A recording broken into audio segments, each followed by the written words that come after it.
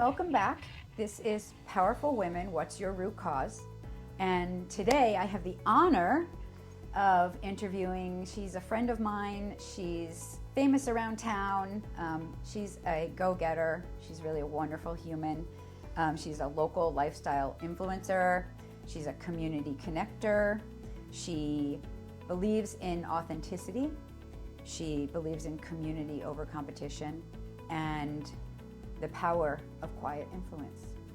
So I'd like to introduce everyone to Miss Morristown. Thank you so much. Thank you so much for being here. I'm very excited. Thank you for having me. So you were born in New Jersey. I am a Jersey girl, born and raised. And then you discovered this cute little town, and you fell in love with Morristown. Completely, head over heels. So was that something that just you went to Morristown one day and you decided you loved it here, or how did you decide that Morristown would be the place? So I went to Fairleigh Dickinson University in nearby Madison. I moved to Morristown probably, I won't say a year to give that away, but I moved here while I was still in college. Rented a house with like 7 girls, unofficial sorority house, and I fell in love with the town. I mean, there was so much going on at the time. I can't even, I mean, compared to what's happening now, it was just a drop in the ocean. But I loved the community. I loved the local businesses, the restaurants, the shops, things to do. Once I moved here, I never left. So in school, you got 2 degrees, not 1, but 2. You got your bachelor's and your master's in psych. And clinical counseling.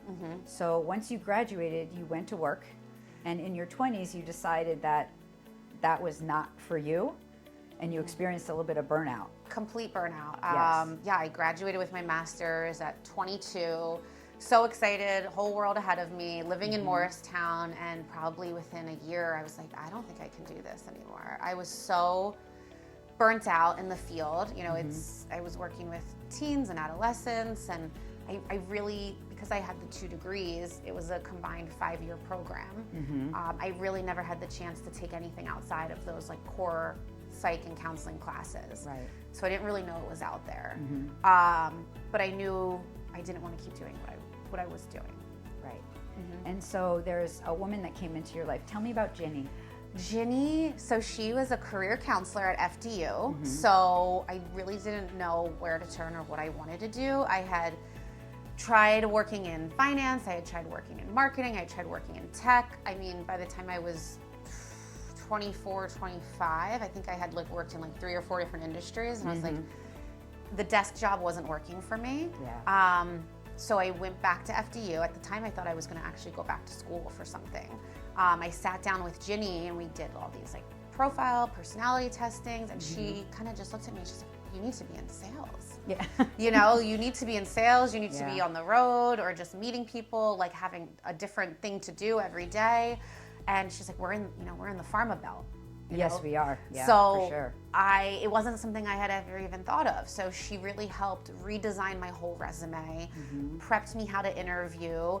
I got my first pharma job and I never looked back. I loved it. I have 10 plus years now in pharmaceutical and medical sales, and I still do that, which people don't realize that with Miss Morristown that I have this other career. You have another career. I do. Another job. Yeah. Right.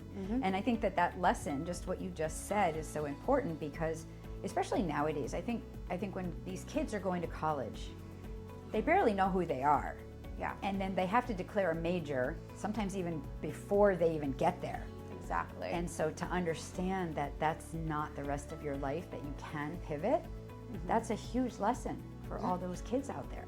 It is. And I think that's so important, is like you can make a change. It's not, I don't regret doing, the 5-year program. I mean, psychology and counseling has helped me tremendously in sales, understanding people, human behavior. Like, it's one of the main reasons I've been as successful as I have in my sales career. But it's the pivoting, it's realizing that when something's not working and not trying to force it, and just exploring other options and being open to where it'll take you. Sure. And so you've got this new career, you're working in sales. Thank you, Ginny. And then 2016 comes along and you decide that you want to start this platform. Yes. And so Miss Morristown was really born in 2016. 2016. it was a time where I felt like I needed a creative outlet. You know, I loved pharma. I loved what I was doing. It's a very regulated industry. I felt like I wanted to do something that was a little more creative. I also wanted to connect with my community. I was kind of a little bit lonely at the time. And I was like, how do I connect with other people? There's so many things going on in Morristown. There wasn't a central location kind of talking about it, whether it was like events or festivals, whatever it was. So I wanted to just start posting about my experience in Morristown, what I was doing, where I was going to work out, where I was going to happy hour. And I started a blog. I had a website plus the Instagram account. And it was just a way for me to kind of connect with the community. I didn't really have any expectations going into it. I wanted to, again, connect, and also at the time I was like, all right, if I get to like connect with these local business owners, meet some new people, form some new friendships, maybe I get, you know, invited to a show or get, you know, invited into a restaurant to try some cocktails or food, cool. Like, that's really all I want at the time.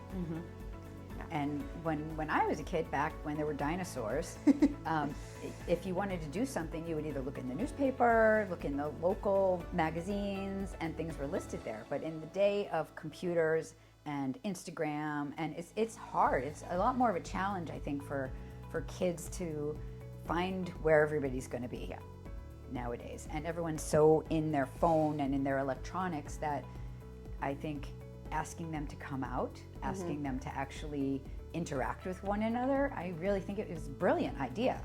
And obviously it was, because by 2019, you really everything started to roll and you had a big following. It's true. Yeah. So when I first started it, again, like I really had no expectations on it. I wanted it to be about Morristown. I didn't want it to be about me. And very quickly, local businesses started reaching out. Hey, we don't really understand Instagram. Like, we don't really use it. We like what you're doing. People are starting to follow us after you tagged us in something. Can you help us? Yes. So at that point I was like, oh, there's the sales part of me was like, there's a business opportunity here.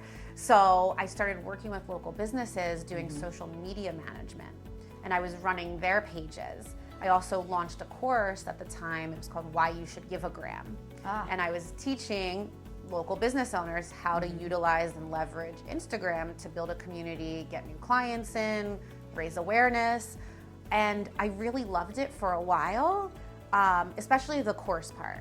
I probably stopped offering the course maybe a year or two ago, just because the business kind of went in a different direction. But the social media management, I realized it was taking away from what I thought Miss Morristown was going to become, which was really this kind of stage and platform for people to come to find out what was going on. Essentially, it was like a billboard, right? It's advertising all the local businesses. So I thought, all right, if I pivot and kind of move away from the social media management of other businesses and really double down and grow my community, then I can grow to have this super hyper local following, and then businesses will advertise their services or offerings, whatever, on my page. And then in exchange, then my community becomes part of their community and they see it. So that was probably around 2018, 2019, I stopped doing social media management, really focused on the community, and then also started doing events in 2019. Yes, and I'm really glad we met you before you stopped that, because I think that's how we met. I think my husband reached out, and we had just purchased this business, and we didn't know anything about Instagram. And I think he saw the Miss Morristown, and you were really helpful. So thank you for that. Oh, thank you. Yes. And so as the business grew, all of a sudden we have this worldwide pandemic.